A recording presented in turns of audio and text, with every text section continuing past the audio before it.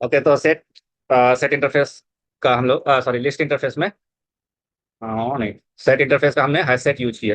तो hash set जो है ना, डुप्लीकेट को एलिमिनेट करता है, नल एक ही वैल्यू रखेगा। ठीक है। और यहाँ पे जो डेटा ऐड होता है इसकी कोई ऑर्डर नहीं होती है। तो फेच करने के लिए हम लोग यहाँ पे इंडेक्स यूज नहीं कर सकते, जैसे लिस्ट में हम लोग इंडेक्स यूज कर लेते हैं। यूज करना था। अच्छा।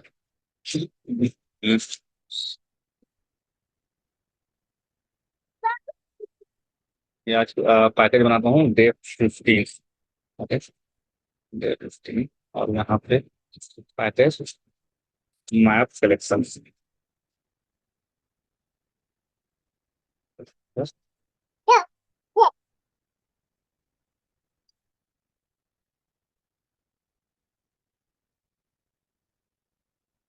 चलिए, आज मैप इंटरफेस हम लोग करते हैं। मैप इंटरफेस में हम लोग हैश मैप यूज करते हैं बेसिकली। ये भी यूटिल पैकेज के अंदर होता है। तो जावा डॉट यूटिल में कर लेता हूँ और उसको यूज करते हैं। मैप मैप इंटरफेस यूज जो करते हैं ये कहलाता है मैप, जो कहलाता है मैं अदर्स के अंदर एक बनाता हूँ, न्यू फाइल, मैप इंटरफेस। ठीक है। मैप इंटरफेस क्या होता है? मैप इंटरफेस हमने यूज किया है। एक्चुअली ये की वैल्यू पेयर है। की value pair data data set है। अब की वैल्यू पेयर क्या होता है कि जो भी हम वैल्यू होगा, वैल्यू जो होगा एसोसिएटेड विथ की। ओके। वैल्यू जो भी हम लोग लेंगे वो क्या होगा? एसोसिएटेड विद द की होगा। यानी कि जो की होगा हमारा, जो डेटा हम मॉडिफाई करेंगे या डेटा को डिलीट करेंगे वो हम की के थ्रू कर सकते हैं। डेटा मॉडिफिकेशन जो होगा मैप का, वो क्या होगा? Data modification through the key, by using the. Okay, ये ठीक है। अब इसमें जो हम लोग यूज करेंगे कंक्रीट क्लास, वो होगा हैश मैप।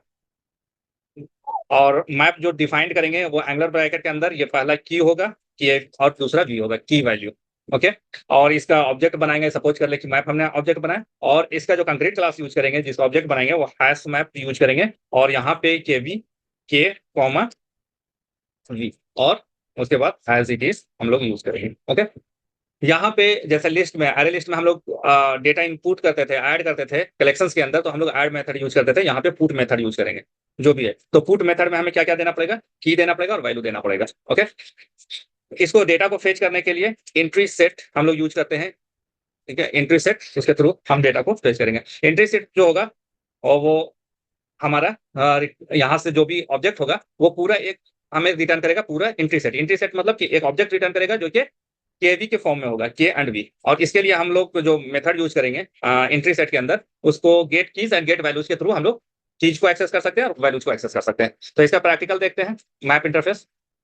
ओके। तो हम यहाँ पे मैप बनाते हैं। देखें यहाँ पे जैसे ही हमने मैप लिखा तो के और वी, के स्टैंड फॉर की और वी स्टैंड फॉर वैल्यू, हमने यहाँ पे दे दिया।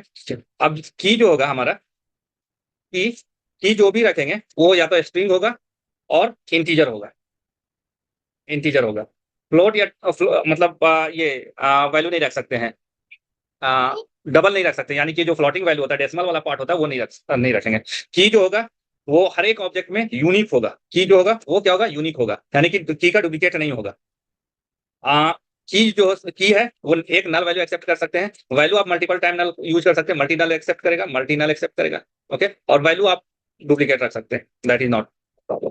तो वैल्यू डुप्लीकेट होगा, मल्टीपल नल वैल्यू आप स्टोर कर सकते हैं, बट की जो होगा वो एक नल एक्सेप्ट करेगा, one null can store, one null unique होगा।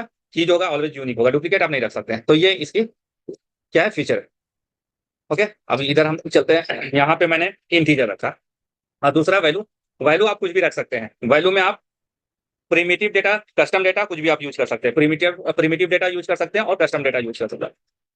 वैल्यूज के अंदर, वैल्यू में आप ऑब्जेक्ट, डायरेक्ट में लिख रहे हैं ऑब्जेक्ट, यानी कि कोई भी ऑब्जेक्ट रख सकते हैं, कस्टम और कस्टम ऑब्जेक्ट भी रख सकते हैं, कस्टम। तो मैं यहाँ पे एक इंटीजर लिया हूँ, मैं स्ट्रिंग ले रहा हूँ। इसका मैंने यहाँ पे स्टूडेंट्स नाम पे बना रहा हूँ। अब यहाँ पे जो मैं एग्जांपल देने जा रहा हूँ वो क्या होगा? मैं हर एक स्टूडेंट का, ये रोल नंबर है, जैसे सपोज करें रोल नंबर है और नेम, इस तरह का आपके पास डेटा है। रोल नंबर 1, 1001, 1002, जय, 1003, क्या नाम है, शम, 1004, 1005। तो ये फॉर्म में डेटा है, सपोज कर ले ये टेबलर फॉर्म में डेटा हमारे पास है। ओके, तो हम इसे किस फॉर्म में रखेंगे? सर मेरा क्वेश्चन है यहाँ पे, हाँ बताइए। ये जो आप वैल्यू यहाँ डिक्लेयर कर रहे हैं रोल नंबर, तो मतलब ये क्या सब यहीं पे डिक्लेयर करना पड़ेगा या हम कहीं से इसको कॉल भी कर सकते हैं, कोई एक्सेल शीट से या फिर कोई डेटाबेस आप से? देखिए डेटा कहीं से, हाँ हाँ, वो सोर्स ऑफ डेटा आपका कुछ भी होगा, सोर्स ऑफ डेटा आप कुछ भी यूज कर सकते हैं। सोर्स ऑफ डेटा में आपका डेटाबेस भी हो सकता है, ठीक है, अच्छा, एक्सेल भी हो सकता है, जेसन फाइल भी हो सकता है, एक्सएमएल फाइल से भी डेटा आप यूज कर सकते हैं, इवन टीएक्सटी फाइल भी यूज कर सकते हैं। बट ये ठीक जब ठीक, हम, ओके ओके। ओके, अब जब हम ये डेटाबेस या एक्सेल या जेसन से लाएंगे तो हम बेसिकली जो जावा के अंदर डेटा स्टोर करें, तो हमारा पर्पस क्या होगा? उसका हम, पाथ हमको डिक्लेयर करना पड़ेगा, उसका पाथ को कॉल करना पड़ेगा ना जब हम डिक्लेयर करेंगे तो? हाँ, data data reading that is a different thing. हम अभी आपको बता रहे हैं हम्म, प्रोसेस किस तरीके से, अगर इस तरह का डेटा है, डेटा का फॉर्मेट हमारा इस तरह का है, तो जावा का कौन सा हम ऑब्जेक्ट लेंगे, जावा का कौन सा हम डेटा टाइप लेंगे जो कि ये डेटा हमारा सेटअप हो फेच जाएगा। करेगा। हाँ, ठीक ठीक। अच्छा, नेक्स्ट जो है ओके कि, सर। हाँ नेक्स्ट जो है डेटाबेस, ये सोर्स ऑफ डेटा। तो सोर्स ऑफ डेटा कुछ भी हो सकता है, आपका डेटाबेस इटसेल्फ हो सकता है, एक्सेल में आपका डेटा हो सकता है, जैसन। अब यहाँ से अगर डेटाबेस से आप ला रहे हैं और प्रोसेस कर रहे हैं, तो डेटाबेस से डेटा को फेच करने के लिए, डेटा फेच करने के लिए आपको कनेक्टिविटी कनेक्ट करना पड़ेगा डेटाबेस से, पहला। ओके, दूसरा है कि सेकंड जो स्टेप होगा, पहला स्टेप होगा कनेक्ट करेंगे डेटाबेस से, दूसरा होगा कि वहां से रिकॉर्ड फेच करेंगे। कहां से? Fetch record from the database, fetch record from database. अब जब डेटाबेस आपका एक रिकॉर्ड सेट में आ जाएगा, फिर उसको आप प्रोसेस करेंगे इसके साथ, मैप के साथ। उसी तरीके से अगर आपके पास एक्सेल है, तो एक्सेल का से डेटा रीड करने के लिए आपके पास एक अलग मैकेनिज्म्स होगा, मेथड्स होगा, जहां से एक्सेल का डेटा रीड करेंगे, जो कि हमने आपको बताया होगा एक्सेल से डेटा रीड करने के लिए। डेटाबेस से नहीं बताया, इंशाल्लाह मैं इसको भी कवर अप करूंगा कि किस तरीके से डेटाबेस से हम लोग करते हैं। एक हमने एग्जांपल दिया भी था आपको, जब एक्सेल हम जो बता रहे थे डेटा का फॉर्म क्या होता है, आई थिंक, हाँ, फ्रॉम द एक्सेल। देखिए क्लास 13 में हम लोग ने एक्सेल से रीड करने का, एक्सेल से राइट करने का हमने पढ़ा था। उसी तरीके से प्रॉपर्टीज फाइल से डेटा रीड करने के लिए प्रॉपर्टीज फाइल भी हो सकता है। तो आजकल जो हम लोग यूज करते हैं बहुत ज्यादा, ये डेटा सोर्स होता है ऑटोमेशन के लिए, वो जेसन्स होता है, एक्सेल होता है, प्रॉपर्टीज फाइल होता है। ओके, तो इस तरीके के फाइल के साथ आप जो हैंडलर है, ऑलरेडी मैंने डिस्कस किया हुआ है डे 13 वाले रिकॉर्डिंग में। आप देख सकते हैं कि किस तरीके से हम एक्सेल से डेटा रीड करते हैं और प्रॉपर्टीज फाइल से रीड करते हैं। जेसन का भी नहीं बताया, जेसन का मैं डिस्कस करूंगा, ओके, एपीआई में। ओके, तो ये मैकेनिज्म होगा। लेकिन एक बार हमारे पास डेटा जब आ जाएगा, जैसे हमें कोई टेस्ट केस के अंदर हमारे पास नंबर्स ऑफ डेटा, ये डेटा को हमें वैलिडेट कराना है, राइट? अब मैं टेस्ट केस को, अब यहाँ पे मैं फिगर आउट कर रहा हूँ टेस्ट केस, क्योंकि अब जो नेक्स्ट सेशन हमारा होगा इंशाल्लाह, वो हम लोग सेलेनियम स्टार्ट करेंगे। तो टेस्ट केस क्या होगा? जो हम टेस्ट, हमारे पास कोई फंक्शंस होंगे, एप्लीकेशंस होगा, सबसे पहले टेस्ट केस के लिए हमारे दिमाग में क्या रिसोर्सेज होगा? तो रिसोर्स क्या होगा आपका? आप किसी भी एप्लीकेशंस को, वेब एप्स या मोबाइल एप्स को टेस्ट कर रहे होंगे, वेब एप्स या मोबाइल ऐप को टेस्ट कर रहे होंगे, है ना? अब इस वेब एप्स के अंदर आपके पास फंक्शंस होंगे, उसी को टेस्ट करेंगे। यूआई होगा, उसको करेंगे, इंटीग्रेशन टेस्टिंग करेंगे, है ना? इस तरह का आपके पास कुछ रिसोर्स होंगे जिसको हम टेस्ट करेंगे। अब फंक्शन टेस्ट में हम जो यहाँ पे टेस्ट करेंगे, फंक्शन टेस्टिंग में, उसमें हम लोग का स्कोप आता है रिग्रेशंस। अब ये रिग्रेशंस क्या होता है? वो टेस्ट केसेस, वो फंक्शंस जो हम बार बार टेस्ट कर रहे हैं, राइट? जैसे एक एग्जांपल मैं लेता हूं, एक एग्जांपल मैं यहाँ पे आपको ले रहा हूँ अमेजॉन का। अमेजॉन वेबसाइट हमारा है, उसके लिए हम लोग काम करें। तो अमेजॉन वेबसाइट है, उसमें मल्टीपल फंक्शन है। जैसे पहला फंक्शन क्या है? आइटम कैटलॉग, है ना? दूसरा है आइटम सर्च, थर्ड है आइटम सिलेक्शंस, फोर्थ है कार्ट, फिफ्थ है चेकआउट, सिक्स होगा लॉगिन, और सेवन पेमेंट, एट नोटिफिकेशंस। ये एक कंप्लीट, ये हमारे पास सपोज कर लें कि ये फंक्शंस हमें के लिए हमने क्या करना, टेस्टिंग करनी है। तो अब जो मैनुअल टेस्टर जो होंगे, मैनुअल इंजीनियर होगा, वो क्या करेगा? हर एक फंक्शंस को, जैसे आइटम कैटलॉग, इसको क्या कर, स्टोरी जो उसका होगा, स्टोरी ऑफ आइटम कैटलॉग, है ना? आइटम कैटलॉग का जो स्टोरी होगा, जो बिजनेस रिक्वायरमेंट स्टोरी या बिजनेस रिक्वायरमेंट जो भी बोले आप इसको, बिजनेस रिक्वायरमेंट बीआर हम बोल रहे हैं, है ना? तो बिजनेस रिक्वायरमेंट के अकॉर्डिंग मैनुअल इंजीनियर क्या करेगा? टेस्ट केस बनाएगा। अब इस टेस्ट केस में क्या होंगे? पॉजिटिव एंड निगेटिव दोनों। अब पॉजिटिव निगेटिव के लिए भी क्या होगा? ये पॉजिटिव प्लस निगेटिव दोनों ही आपको क्या रखने हैं, सेंस रखने हैं टेस्ट केस के अंदर, पॉजिटिव निगेटिव।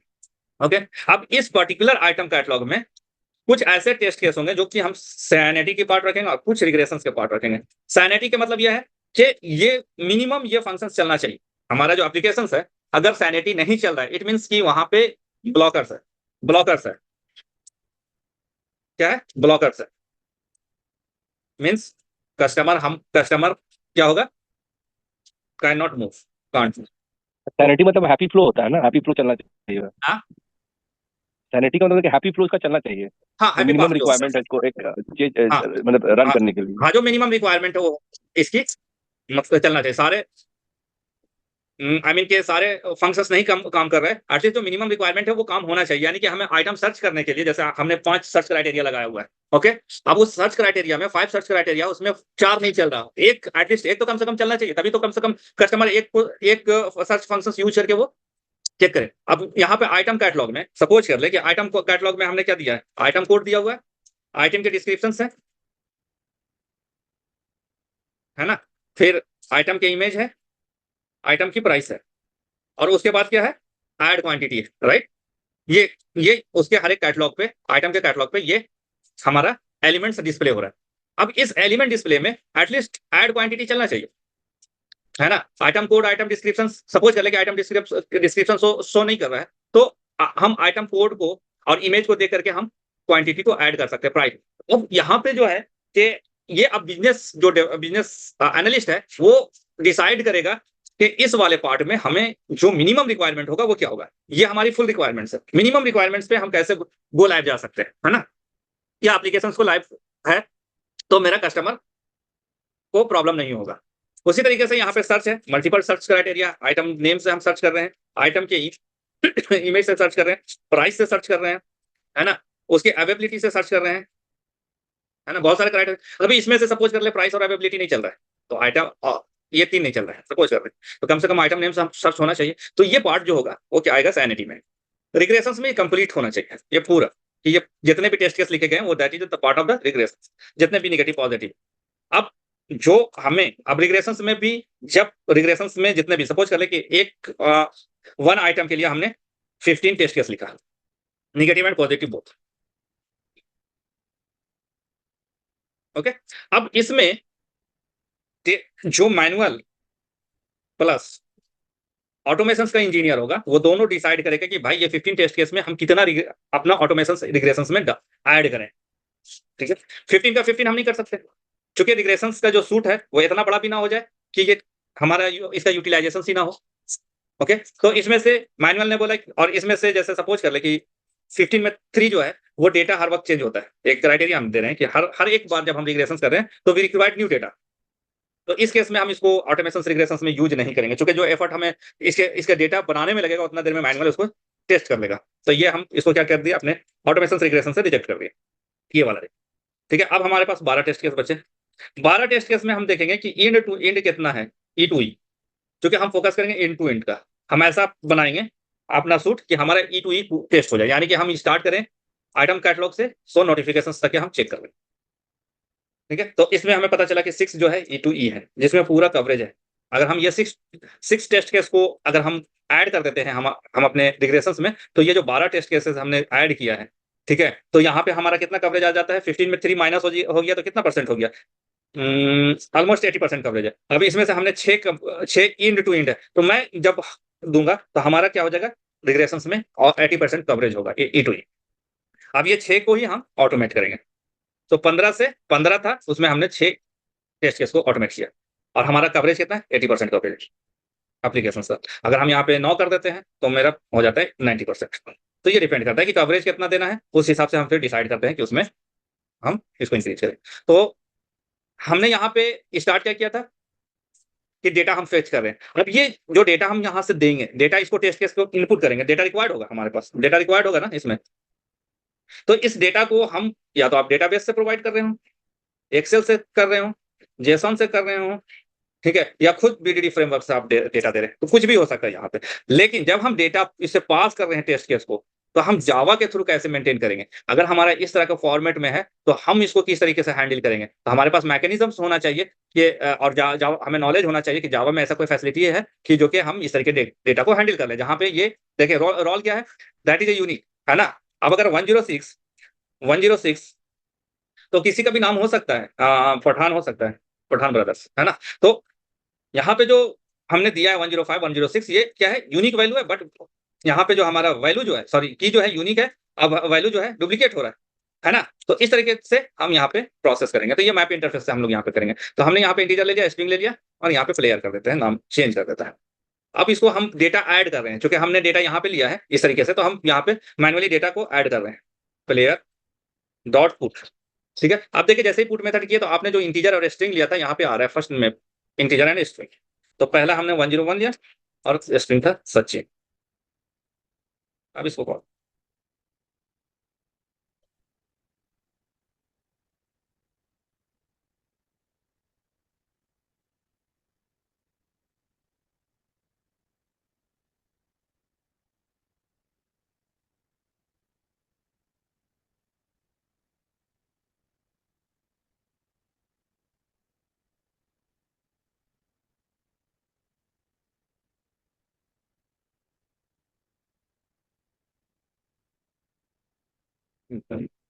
ओके।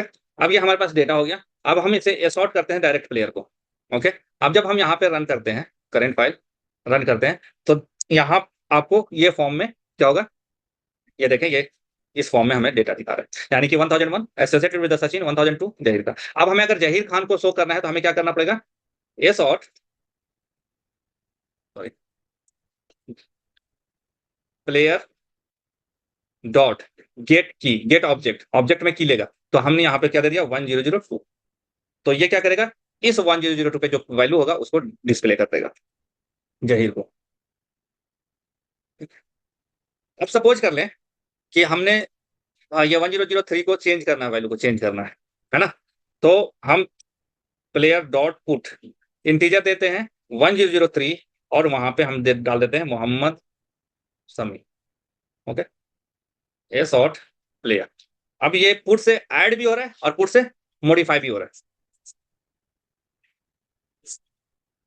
ठीक है, देखें 103 मोहम्मद समी, पहले समी था, है ना, 103 पे, अब मोहम्मद समी। तो पुट मेथड जो है ऐड के लिए भी यूज होता है और मॉडिफाई करने के लिए। तो पुट मेथड पहले चेक करता है, क्या है, चेक की इज एग्जिस्ट और नॉट। अगर एग्जिस्ट कर रहा है, if key exist, then it is modify the data, modify the, it modify the with the new data. Okay, अगर एग्जिस्ट नहीं करता है, if key is not exist, then it is adding into the, okay. अब remove करना है, तो आप remove कर सकते हैं, देखिए ऑब्जेक्ट के थ्रू। ओके, ऑब्जेक्ट के थ्रू रिमूव कर सकते हैं। जैसे तो हमने सपोज करना है कि 1006 को रिमूव करना है, तो 1006 क्या है, गंगोली है, गंगोली रिमूव हो जाएगा। ठीक है, हम यहाँ पे देखें, ठीक है, यहाँ पे Ganguly no more into the data set. Okay, तो put and remove. Okay, now clear यहाँ तक, पुट करने का, मॉडिफाई करने का मैप इंटरफेस। जी। एक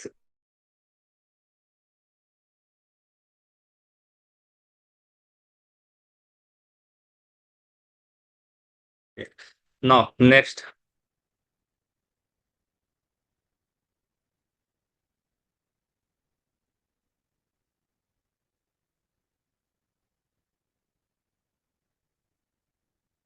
अभी इंटरव्यू में आता है, इंटरव्यू में क्वेश्चंस आता है कि I have some words, like हमें यहाँ पे सपोज कर ले कि कोई स्ट्रिंग दिया हुआ है। ठीक है, हाँ किधर गया, ओके, यहाँ पे एक स्ट्रिंग है, sentence, this is Java class. Okay, Java class, we are having, we are giving free online class of automations. ये हमारे पास स्ट्रिंग है। ओके, अब इस स्ट्रिंग में इंटरव्यू में पूछ देता है कि हमारे पास स्ट्रिंग है, काउंट द वर्ड, इसमें वर्ड को काउंट करें। ठीक है, count the word, not only count the word, but आपको ये बताना है कि इसमें दिस कितने बार आया है, ईच कितने बार आया है ना, एंड हर एक वर्ड की एंट्री बताइए sentence. Similarly word pad, word में मैं जाता हूँ, फाइल करता हूँ, ब्लैंक डॉक्यूमेंट है, this is my first applications, और यहाँ पे एक है कि यहाँ पे वर्ड यहाँ पे आता है करने के लिए काउंट द वर्ड।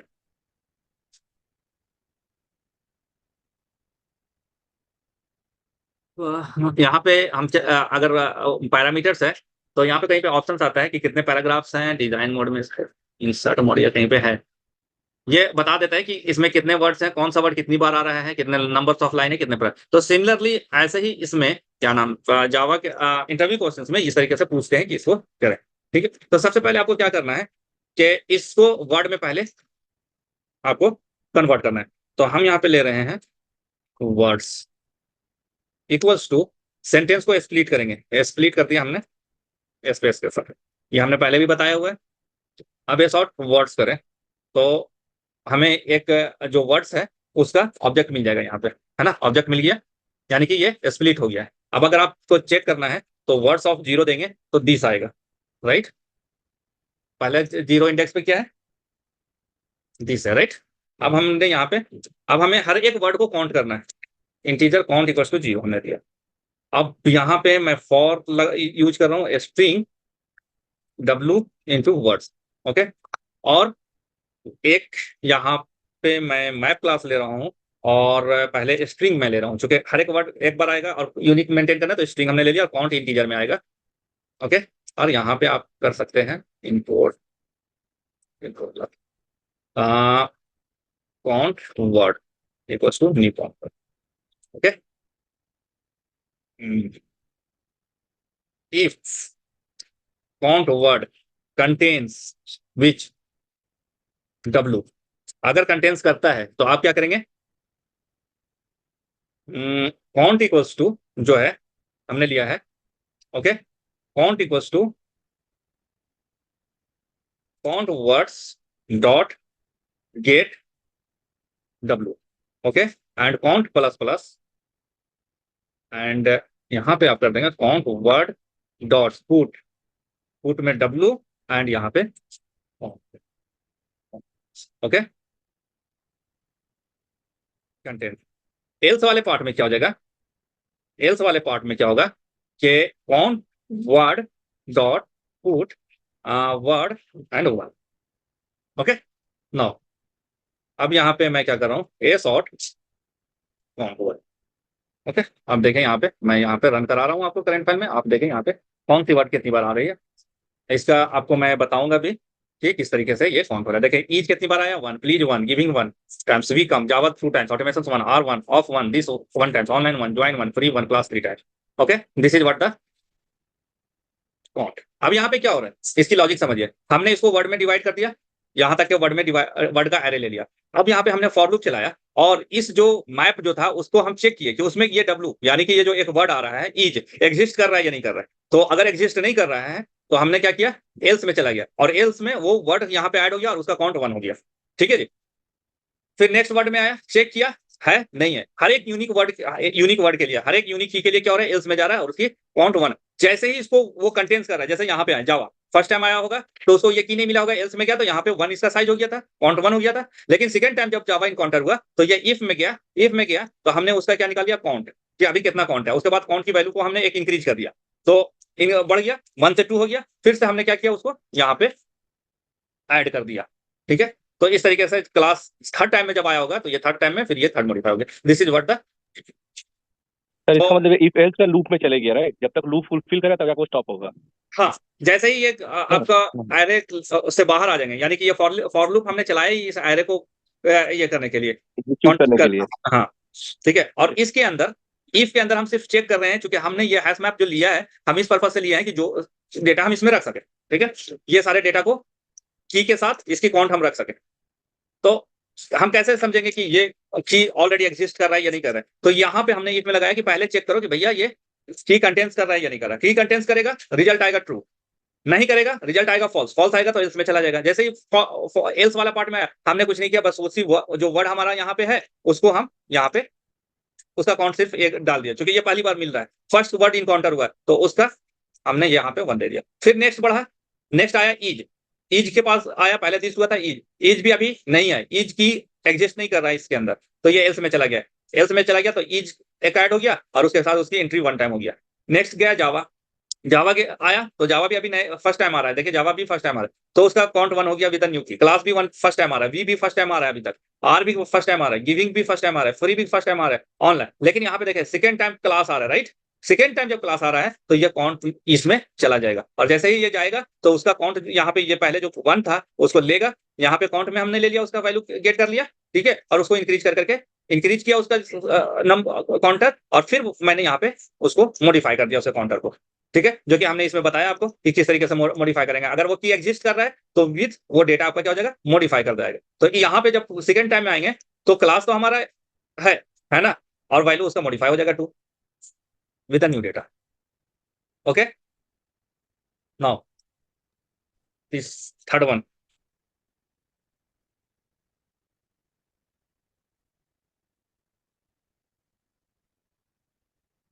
मैंने यहां से